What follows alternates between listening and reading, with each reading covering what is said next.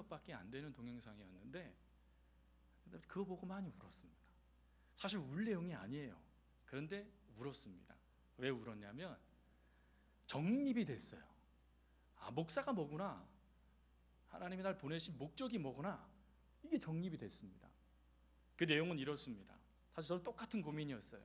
나는 목사로 부름받을 때 나는 목자로 하나님께서 이 교회로 파송한 자인가 아닌가 하는 질문 말이죠. 그 질문에 따라서 목사들이 담임 목회를 하게 되어지면 교회를 어떻게 바르게 이끌 것인가를 고민하게 됩니다. 푸른 초장, 쉴만한 물가, 그리고 사나운 짐승에서부터 수많은 시련과 어려움에서부터 성도들을 어떻게 지킬 것인가를 늘 고민을 해요. 그 성도들이 한 명이라도 쓰러지면 그것이 내 잘못인 양 죄책감이 들고 또 무너지는 것도 목사입니다. 근데 그 동영상에 그분이 대뜸 이런 말을 하는 거예요. 우리 진짜 목사 맞습니까? 목자 맞습니까? 라는 질문이었습니다. 사실 저도 혼란스러웠거든요. 목자이면 뭔가 쉴만한 물가, 푸른 초장, 뭔가 능력, 역사 뭐 이런 것들이 좀 나타나야 될 텐데 아무리 봐도 그건 아닌 것 같거든요. 그래서 저도 아니다라는 생각을 갖고 있었습니다. 그래서 더 힘들었던 것 같아요. 그런데 거기서 그분이 그런 말씀을 하시는 거예요. 우리는 목자이신 주님 곁에 있는 양치기 개입니다. 그 고백을 딱 듣는 순간 자유해지기 시작했어요. 뭐가 자유해지기 시작했냐면 나는 그러면 주인의 명령에 따라만 움직이면 되는구나. 좌측의 양들이 우측으로 와야 되니 넌 가서 짖어라 그러면 나는 힘차게 달려가서 신나게 성도들을 막 지으면서 우측이야 라고 말해주면 되고, 너무 뭉쳐있으면 땀띠 나고 병드니까 흐트러 놔라 그러면 또 달려들어서 왈왈왈왈 짖으면서 그거를 흐트러 놓으면 되는 거구나. 내가 지금까지 내가 목자라고 착각하고 있었구나 라는 생각이 들었어요. 그러다 보니까 성도님들한테 제가 이제 할 수 있는 게 뭘까? 짖는 거, 왈왈왈왈. 새벽 예배 안 나오면 왜 안 나오냐고 하나님 앞에 기도해야지, 짖는 거. 찬송 부를 때 예배 시간에 졸고 있으면 왜 졸고 있냐고 하나님 앞에 제대로 예배 드려야지 하고 짖는 거. 그게 제가 하면 되겠더라고요. 그러다 보니까 행복해지기 시작했습니다. 여러분, 우리가 가끔 하나님 앞에 주객이 전도되는 일들을 우리가 경험하며 그것이 나와는 상관없는 모습이라고 생각될 때가 있습니다. 그러나 하나님은 여러분들을 사랑하시기에 종도 2개월 만에 이렇게 회복시키셔서 하나님의 사명을 분명히 알고 있는 양치기 개가 만들어준 것처럼 하나님께서 여러분들을 통하여서도 그렇게 해주실 줄 믿습니다. 오늘은 구원에 대한 5번째 시간으로 십자가의 능력에 대한 말씀입니다. 얼마 전에 한 잡지, 인터넷 그 회사이죠. 그 잡지에서 십자가를 잃어버린 교회라는 타이틀의 제목을 걸고 한국 교회에 대해서 진단한 그런 설문조사와 함께 평가를 실어놓은 글이 올라왔습니다. 그 글에 보니까 현 사회를 먼저 이렇게 진단하더라고요.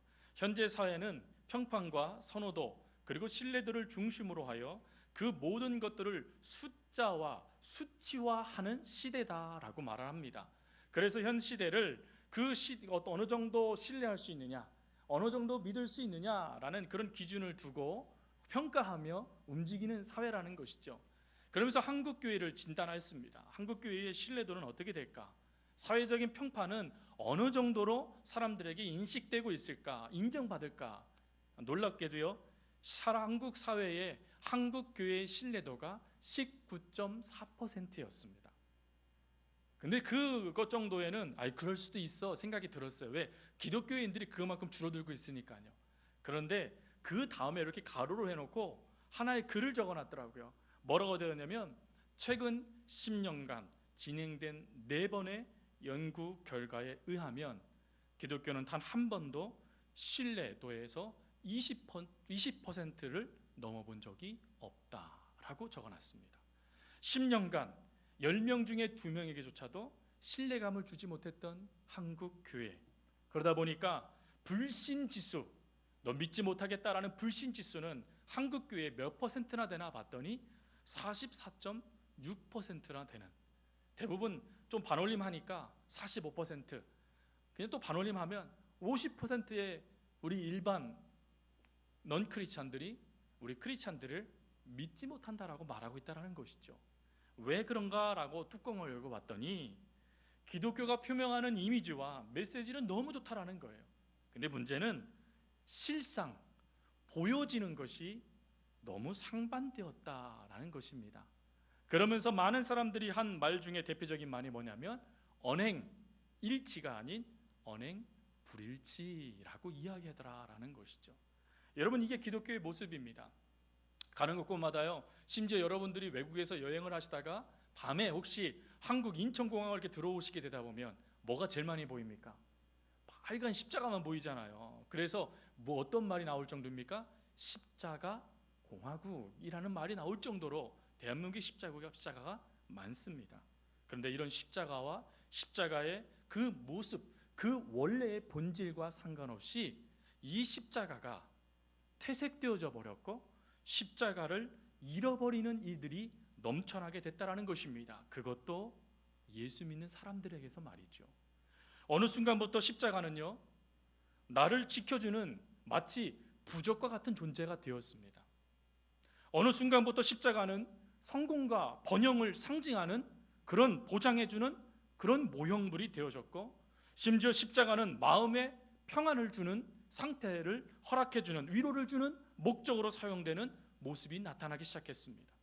어느 순간부터 그리스도인들은 십자가는 이제도 불편해지기 시작했고, 십자가를 지기보다는 십자가를 통하여서 내가 이루고자 하는 것들을 받고 싶어하는 도구로 전락시켜버린 것이 오늘 우리 한국교회의 문제였다라는 것이죠. 그래서 이 연구 결과의 마지막 부분에 이렇게 정의를 했습니다. 한국교회, 나아가 현대교회는 복음을 상실했고 십자가를 잃어버렸다. 여러분, 이게 세상 사람들이 우리에게 주는 말이라는 거예요. 우리가 우리 스스로에게 하는 말이 아니라 세상 사람들이 우리에게 너희들 복음 잃어버렸네, 너희들 십자가 잃어버렸어 라고 말해주고 있다는 거예요. 근데 저는 이게 얼마나 고마운지 몰라요. 왜? 우리는 우리 자신을 잘 몰라요. 심지어 노래에서도 내가 나를 모르는데 넌들 나를 알겠느냐 타타타 하지 않습니까? 그게 세상의 모습이에요. 세상 가운데 서 있는 우리들의 모습이에요. 몰라요. 그런데 세상은 나를 알아요. 부모가 자녀에게 해줬을 때 자녀는 자기의 모습을 몰라요. 근데 부모는 그 아이에 대해서 알아요. 세상은 우리에게 말합니다. 너희는 잃어버렸다라고 말이죠. 여러분, 우리에게 있어서 도대체 십자가는 무엇일까요? 늘 고백하는 것처럼 복음의 정수이고 또 실체이고 우리의 전부일까요? 아니면 십자가는 단지 상징이고 장식이고 그리고 반드시 교회라면 세워져야 될 모형물일까요? 여러분들의 십자가는 어떤 것입니까? 중요한 것은 세상은 우리에게 그 어떠한 십자가를 이야기하더라도 중요한 것은 우리는 본질의 십자가만큼은 놓치고 있다는 것이죠. 오늘 그러면 우리가 이렇게 놓치고 있고 잃어버린 본질, 복음, 십자가의 능력은 무엇일까요? 오늘 본문은 크게 두 가지를 우리에게 말씀하십니다. 첫 번째, 십자가의 능력은 막힌 담을 허시고 둘을 한 몸으로 만드는 능력이다라고 말씀하세요. 여러분, 이스라엘 백성들이 가장 중요하게 여기는 것이 예루살렘 성전입니다. 성전의 구조는 어떻게 되어 있냐면 지성소를 중심으로 해서 그 다음에 성소, 그 다음에 이스라엘의 뜰, 그 다음에 여인의 뜰, 그 다음에 이방인의 뜰로 되어 있습니다. 그런데 이 구조가 어떻게 되어 있냐면 약간씩 위로 이렇게 올라가게 되어 있습니다. 그래서 이방인의 뜰이 가만히 서 있으면 지성소로 들어가는 제사장들이 다 보이는 구조입니다. 또 심지어 각 모든 뜰마다 담이 다 쳐져 있었습니다. 그래서 그 뜰에는 아무나 들어갈 수 없었어요. 대제사장은 지성소와 성소 안으로 들어갈 수 있는 돌담을 통과하여 들어갔고, 또 일반 이스라엘 백성들은 이스라엘의 뜰이라고 말하는 그곳에서 남자들이 제사하며 하나님께 예배를 드렸고, 또 여인들은 여인의 뜰이라는 곳에서 예배를 드렸습니다. 그런데 문제는 이렇게 담을 다 쳐 있다 보니까 이 여인의 뜰이 가끔은 이스라엘 남자들의 뜰에 넘어가더라도 꾸지름만 받으면 됐어요. 근데 문제는 이방인의 뜰, 같은 하나님을 섬기고 있고 같은 하나님께 예배드리고 있는 이 이방인들이 여인의 뜰을 넘어가기 위한 돌담, 이것을 넘게 되면 어떻게 되었느냐? 거기에 이런 문구가 적혀져 있다 그래요. 이곳을 넘는 자는 자기의 생명으로 책임을 다해야 할 것이다. 이게 무슨 말입니까? 죽는다라는 것입니다. 그러니까 이방인이 아무리 하나님을 섬기고 있어도 여인의 뜰조차도 넘어가지 못하였다라는 것입니다. 여러분, 이것이 얼마나 중요했던지 사도행전 21장 말씀에 가보면 사도 바울이 3차 선교 여행을 마무리하고 이제 예루살렘으로 돌아옵니다. 예루살렘으로 돌아올 때 많은 예언자들이 뭐라고 얘기했냐면 올라가면 죽습니다. 올라가면 심한 고통을 당할 것이고 올라가면 당신은 감옥에 갇히게 될 것입니다. 그러니 올라가지 마시고 저희들과 함께 계십시오 라고 이야기하죠. 그럼에도 불구하고 사도 바울이 올라가요. 올라갔는데 아니나 다를까 사도 바울을 강제로 잡는 음모가 발생됩니다. 근데 그 음모의 대상이 누구였냐면 사도 바울과 함께 했던 에베소 교인이었던 드로비모였습니다. 여러분이 드로비모, 이방인이었던 이 드로비모가 예루살렘 성전 안으로 들어왔다라는 죄목을 잡아서 사도 바울을 억제고 죽이고자 했다라는 것이죠. 그 정도로 성전을 범한다는 것은 이스라엘인들에게 있어서는 가장 큰 죄로 묻는 모습이었습니다. 그래서 담을 둘렀던 것이죠. 그런데 우리 주님께서 이렇게 함께할 수 없는 민족, 함께할 수 없는 그런 이방인과 유대인들의 그 담을 자기의 몸으로 헐어버려 주셨다라고 말씀하시는 거예요. 이것은 무엇을 의미하는 것입니까? 예수님께서 이 모든 담을 헐어버리셔서 이방인과 유대인들을 구별하지 않고 모두가 다 그리스도 안에서 한 형제 한 자매가 되도록 만들어 주셨다라는 것입니다. 상극인 사람들이 같은 민족이 되어진 것, 상극인 민족이 십자가로 말미암아 한 가족이 되어진 이 은혜를 예수님께서 십자가를 통하여 우리들에게 허락하여 주셨다라고 말씀하고 계시는 거예요. 여러분, 우리가 그 은혜를 받은 자들입니다. 만약 원칙대로, 구약의 원칙대로 한다면 우리는 여전히 이방인의 뜰에서, 심지어 성지 순례를 가도 이방인의 뜰에서 기웃그릇거리며 아이고 나도 좀 저 안에 들어가 봤으면, 나도 좀 저 안에 들어가서 예배 드려봤으면 하면서 차별 아닌 차별을 받고 슬피 울 수밖에 없는 존재들이 되었을 것이죠. 그런데 은혜는 예수님께서 십자가에 달려 돌아가셨을 때 성소 안에 있는 휘장이 찢어지듯이 하나님께서 우리들의 모든 막힌 담들을 헐어버려 주심으로 말미암아 더 이상 우리가 차별받지 않고 더 이상 우리가 구별되지 않고 그리스도 안에서 한 형제가 되도록 만들어 주신 능력, 이것이 바로 십자가의 능력이다라는 것입니다. 여러분, 지금도 일본과 우리나라 사이에는 허물기 어려운 담과 같은 것들이 있습니다. 아마 이거 부정하지 못하실 겁니다. 그런데 우리나라가 일본과 국교를 온전하게 수립하기 전에 일본인 한 사람이 우리 대한민국 정부를 통하여서 문화훈장 받은 분이 계십니다.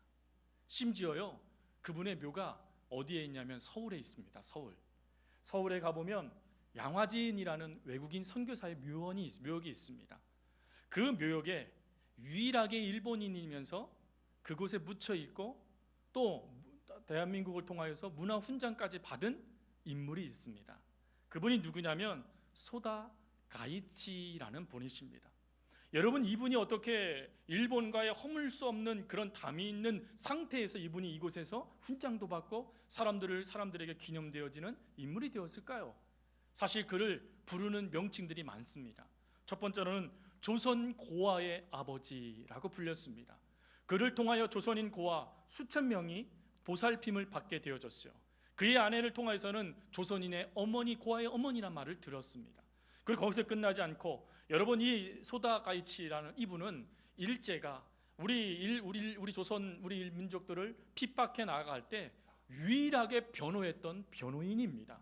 유일하게 변호해서 일본인들을 통하여서 매국노라는 말을 들었던 사람이 이 소다 가이치라는 분이세요. 심지어 그럼 조선인들이 믿어졌느냐? 안 믿어졌답니다. 왜? 스파일 것이다 라고 생각했대요. 그런데 여러분, 상대방이 믿어주지 않던 매국노라 말하던 이분이 자신을 최선을 다하여 조선을 사랑했습니다. 아니, 사람들이 물었습니다. 당신은 도대체 조선과 어떠한 연이 있기에 이렇게 우리 조선 민족을 사랑하신 겁니까? 그랬더니 그분이 이런 말을 했습니다. 나는 단지 조선인에게서 받은 십자가의 사랑을 삶으로 살았던 것뿐입니다 라고 말하였습니다. 그러면서 그가 무명의 그리스인을 통하여서 얼어 엄동설 안에 술 마셔서 주정뱅이가 되어져서 얼어 죽을 수밖에 없는 자기를 구원해 준 사건과, 그리고 월남 이상재 선생님을 통하여서 자기가 예수 그리스도를 믿게 된 그 사건을 이야기하며 다 하나님의 은혜라고 고백하였지요. 여러분, 십자가의 은혜가 바로 이런 것이죠. 십자가의 은혜는 무관심할 수밖에 없는 사람, 차별할 수밖에 없는 사람, 멸시할 수밖에 없는 사람들의 담을 헐어버리고 끌어안아서 함께 할 수 있는 이 능력. 지금은 남과 북이 우리 장로님도 기도하셨듯이 정말 아주 극을 다하여 치닫고 있는, 정말 서로 으르렁거리고 있는 그런 상태가 되어졌습니다. 아마 뚜껑을 열고 화해라는 것을 이야기해도요, 쉽게 그 감정 아마 제대로 아물지 못할 정도의 골이 깊어져 있는 게 북한과 남한의 상태입니다. 또요, 동과선은 어떻습니까? 얼마 전에 미국에요, 큰 교회에서 담임 목사를 뽑았어요. 그래서 담임 목사를 뽑았는데 두 분이 올라갔어요. 두 분이. 근데 한 분이요, 또 한 분보다 더 뛰어나고 그 많은 목회자 사이에 인정받는 분이었어요. 근데 이분이 떨어졌네요. 왜 떨어졌는지 아십니까? 전라도 교인들의 교회였던 거예요. 그래서 경상도인이라고 떨어졌습니다. 이유는 아주 간단해요. 경상도인. 근데 이 일이 또 벌어졌어요. 미국 교회에서요. 왜 떨어졌는지 아십니까? 전라도인이어서 떨어졌습니다. 묘한 거예요. 교회가 어느 순간부터 이런 모습이 교회 안에 나타납니다. 교회가 그리스도의 사랑을 이야기합니다. 교회는 차별이 없다라고 말합니다. 근데 어느 순간부터요, 서울에 실제로 있는 천민들은 들어올 수 없는 교회, 양반들만 들어오는 교회, 천민들은 들어오지 못하는 교회가 생길 정도로 교회는 차별을 나타나는 모습이 보여지기 시작했다는 것입니다. 왜 이런 모습이 나타납니까? 중요한 것을 놓쳤기 때문이지요. 십자가로 예수 그리스도가 모든 담을 헐어버리셨는데 우리는 십자가의 본질을 놓쳐버리니까 담을 쌓으며 너와 나는 달라, 너는 다른 지파, 다른 교회, 우리는 이런 교회, 그러면 스스로의 담을 쌓으며 예수 그리스도와 십자가의 복음과 상관없는 삶을 우리가 살고 있다는 것입니다. 그래서 하나님은 바라십니다. 부부간에도요, 상처 주고 갈등하는 담, 형제들 간에도요, 반목하며 으르렁거리는 담, 직장 안에서도 내가 사는 곳에서도 높은 담을 쌓고 다른 사람들과 상종하지 않겠다고 말하는 그 모든 담을 십자가의 사랑으로 허물기를 우리 하나님께서 원하세요. 또 교회 안에서도요, 형제들 간에 보이지 않는 마치 유리벽과 같은 차별, 유리벽과 같은 무시하는 그런 담들을 우리 하나님께서 헐어버려라 라고 말씀하십니다. 왜요? 갈라디아서 3장 28절 말씀에 사도 바울은 이렇게 고백합니다. 너희는 유대인이나 헬라인이나 종이나 자유인이나 남자나 여자나 다 그리스도 예수 안에서 하나이니라. 예수님 안에서 하나이기 때문에요. 여러분, 우리는 한 가족인 거예요. 우리는 예수 믿는 순간부터 이미 가족이 된 거예요. 가족이란 것이 무엇입니까? 함께 하는 거잖아요. 슬퍼할 때, 기뻐할 때, 아파할 때, 힘들어할 때 그 모든 것을 같이 져주는 게 가족이지 않습니까? 예수 그리스도 안에서 십자가로 주님이 이 모든 것들을 허물어 버리셨으니 너희도 이것을 힘써 지켜라 라고 말씀하시는 겁니다. 첫 번째, 십자가의 능력, 담을 헐어버리시고 둘을 하나로 만들어 주시는 능력이다라는 것입니다. 두 번째로 십자가의 능력은 무엇이냐면 화목하게 하시는 능력이다라는 것입니다. 누구랑요? 하나님과요. 하나님과 화목하게 하는 능력이 십자가의 능력이라는 것입니다. 여기서 여러분, 화목이라는 이 단어는 헬라어로 아포카탈라소라는 단어입니다. 이 화목은요, 평화, 또 화평 이러는 단어와 다른 단어입니다. 화목, 그러니까 우리가 사랑의 띠로 하나가 되었습니다 하면서 우리 서로 행복합시다 라고 말할 것 같은데 아니라는 거예요. 이 뜻은 크게 두 가지 뜻이 있습니다. 첫 번째로는 완전히 화해시키다 라는 뜻이 있습니다. 완전히 화해시키다. 그리고 두 번째 뜻은 무엇이냐면 은총을 회복하게 하다 라는 뜻이 있습니다. 그러므로 이 화목이라는 것, 특별히 십자가로 되어 있으니까 이 십자가로 말미암아 주어진 화목의 능력은 무엇이냐? 하나님과 우리 사이를 완전히 회복시켜 주셔서 우리가 하나님께로부터 은총을 받는 사람이 되게 해 주신 것, 그게 화목이라는 것입니다. 이 은총을 받게 하기 위하여, 이 완전한 회복을 하기 위하여, 완전한 화해를 하시기 위하여 예수 그리스도가 스스로 자기의 몸으로 십자가를 지신 것입니다. 그래서 로이드 존스 목사님은 이 화목이란 단어를 이렇게 정의했지요. 하나님과 친밀한 관계가 되어지는 것. 근데 그 다음에 이런 말을 했어요. 이 친밀한 관계는 내가 아닌 하나님께서 행하시는 것이다. 하나님께서 행해 주신 것이라는 거예요. 하나님께서 우리들에게 친밀한 관계를 행해 주신 것, 전혀 그것에 대해서 관심도 없었어요. 그런데 미리 다 준비해 주신 것, 그리고 예수를 믿자마자 그대로 펼쳐 보여주신 것, 그것이 바로 화목의 은혜다라는 것입니다. 그럼 이 화목의 실제는 무엇일까요? 오늘 성경에 그 실제가 나와 있습니다. 오늘 성경에서 말하는 화목의 실제는 무엇이냐면 십자가로 통하여서 원수된 것을 십자가로 뭐 해주셨대요? 소멸해 주셨다라고 되어 있습니다. 소멸이라는 것이 무엇일까요? 어원적인 의미는 죽이다라는 뜻입니다.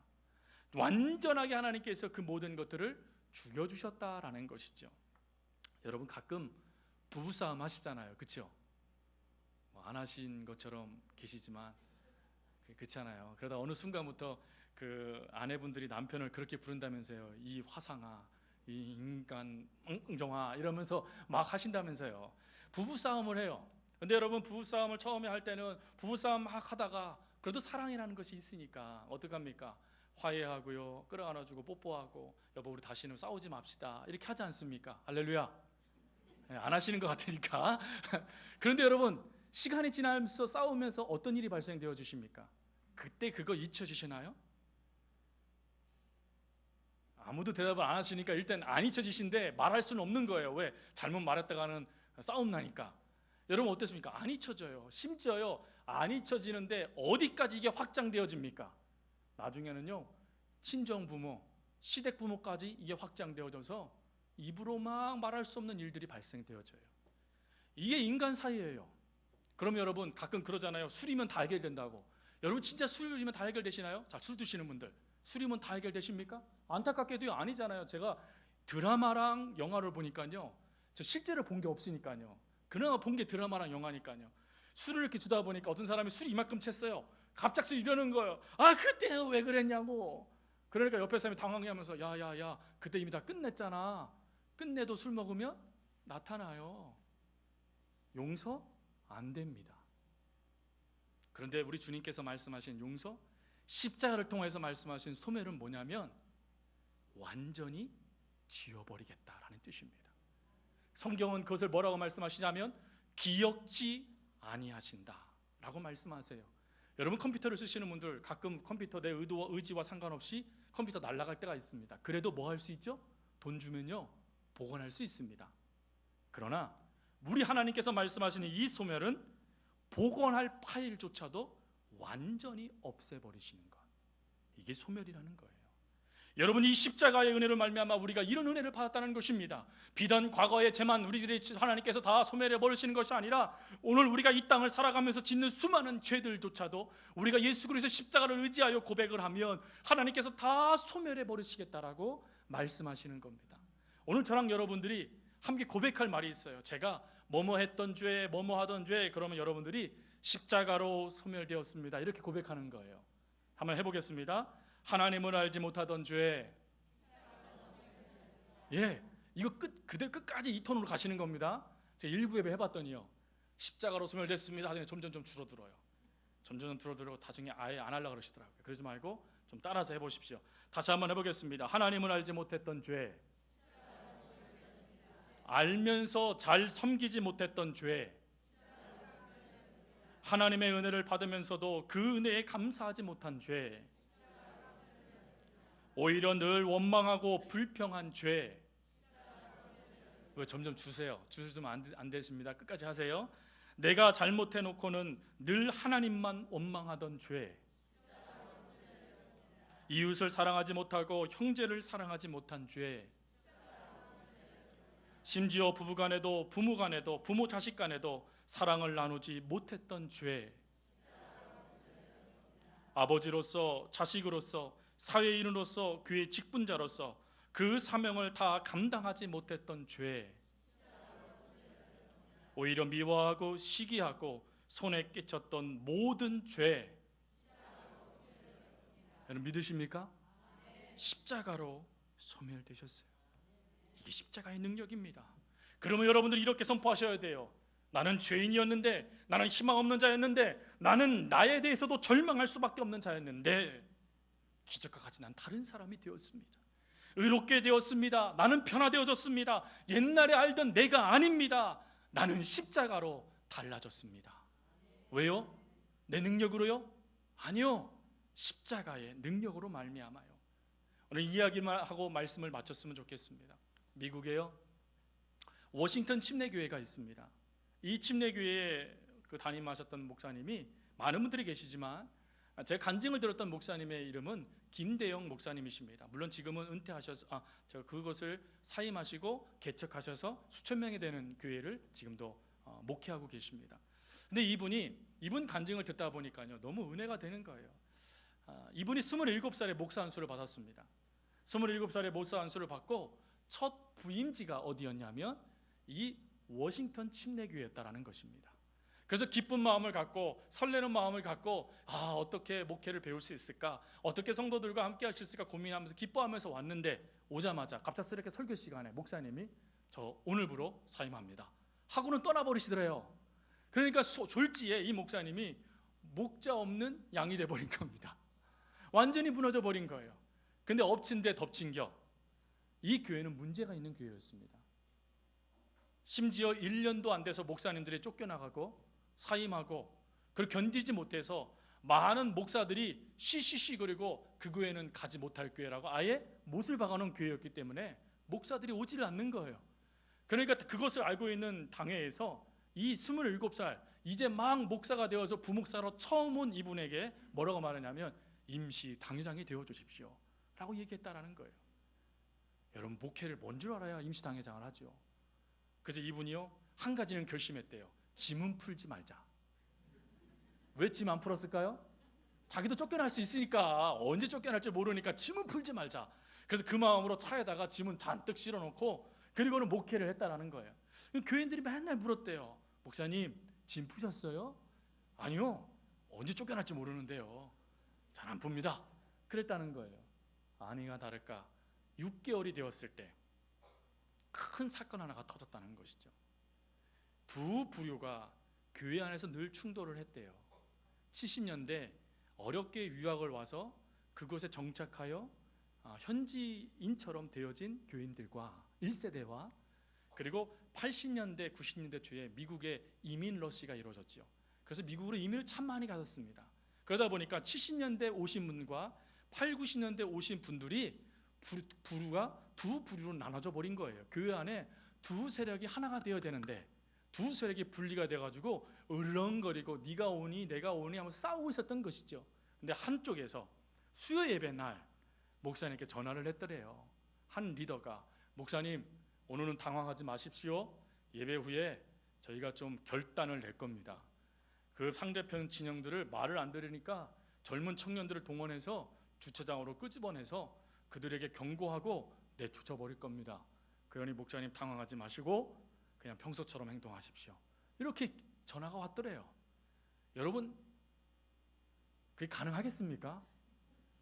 만약 여러분들이 반 딱 나눠가지고 목사님 예배 후에 저희 두 부류가 붙을 겁니다 목사님, 그럼 제가 편안하게 할렐루야 외치고 막 웃기겠습니까? 제가 설교 준비하는데 설교가 안 되는 거예요. 그리고는 어떻게 말씀을 준비해야 고민하는데, 그때 이 침례교회가 뭐라고 했었냐면 강해 설교를 하고 있었다고 합니다. 근데 강해 설교를 하다 보니까 딱 본문이 오늘 본문인 거예요. 의도하지 않았는데 오늘 본문이 수요예배 본문으로 정해진 것입니다. 그래서 목사님은 이 본문을 끌어안고 하나님께 기도하며 준비하기 시작합니다. 그리고 예배실로 올라와요. 설교를 시작합니다. 우리 성도님처럼 이렇게 은혜로운 얼굴이었겠습니까? 아니죠. 그냥 날카로운 얼굴 막 눈에서는 포스가 막 날려나가고 막 얼굴은 울그락불그락 하고 있었을 거 아닙니까? 그 은혜가 안 되더라는 거예요. 근데 목사님이 이렇게 설교를 하시기 시작하셨대요. 여러분 우리는 하나님의 권속입니다. 권속이란 가족입니다. 가족은 부모가 있고 형제가 있는 것이죠. 여러분들 중에 누가 부모를 선택하고 부모의 의중을 듣고 나온 분들이 계십니까? 또 이런 형제 필요하니 이런 형제 낳아달라고 말하며 그 형제 밑에 태어난 분들도 계십니까? 아무도 그렇지 않습니다.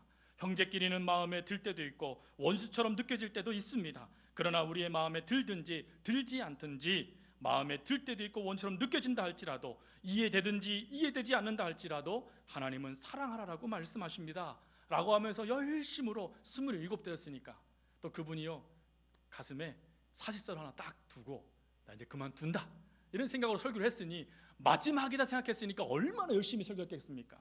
근데 그분 말씀이 재밌어요. 기억이 하나도 안 난대요. 자기가 뭔 설교를 했는지 하나도 안 나는데 처음과 끝은 기억이 나더래요. 처음과 끝은. 처음이 이거였다는 거예요. 그럼 끝이 뭐냐? 목사님이 이렇게 끝을 맺었대요.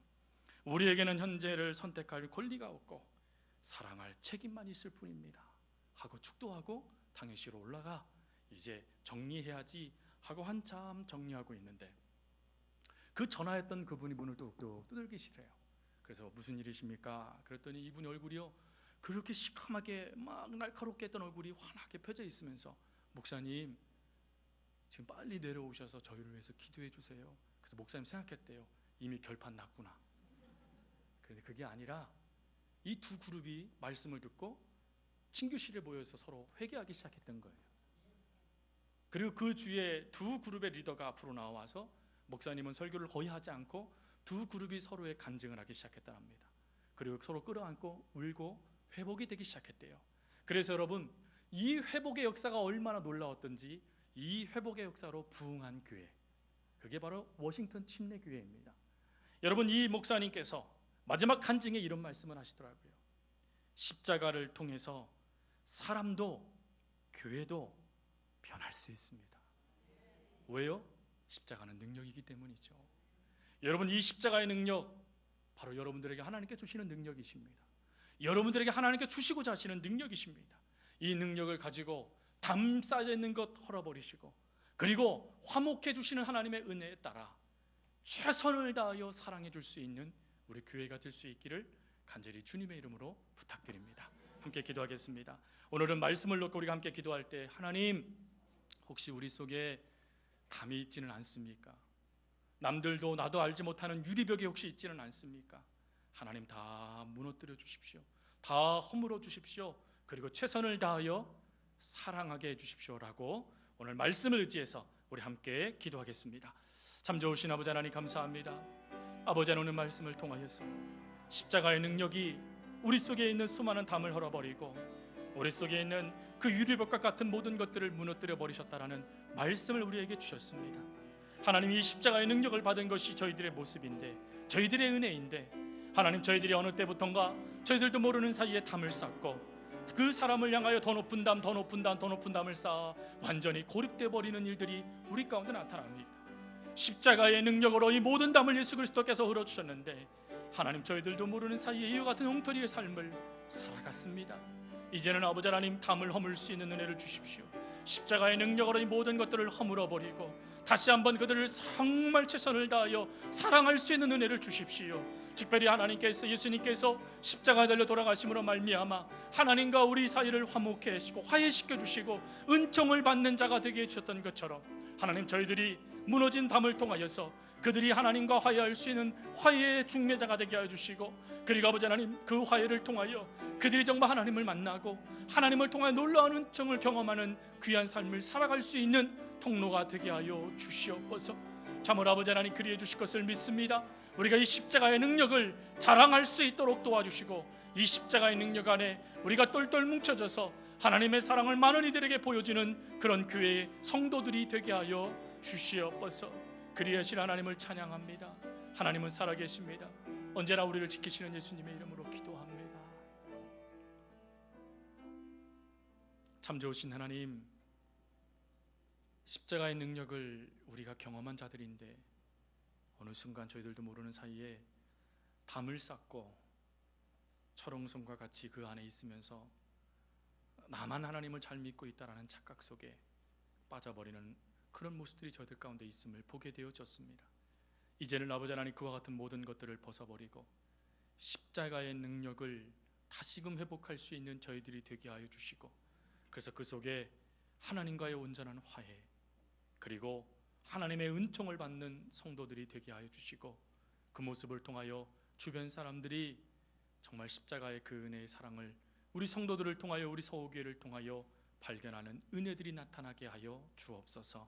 참으로 아버지 하나님께서 그리해 주실 것을 믿고 감사드리오며, 이제는 우리 주 예수 그리스도의 은혜와 하나님 아버지의 무한하신 사랑과 성령님의 교통 교제하심이, 십자가의 능력, 막힌 담을 헐어버려 주시고, 그리고 화목해 주시는 그 능력을 믿는 귀한 성도들의 그 믿음 위에와, 그리고 나의 담을 헐어버리고 화해의 중매자가 되기 위하여 움직이는 그 모든 믿음의 걸음 위에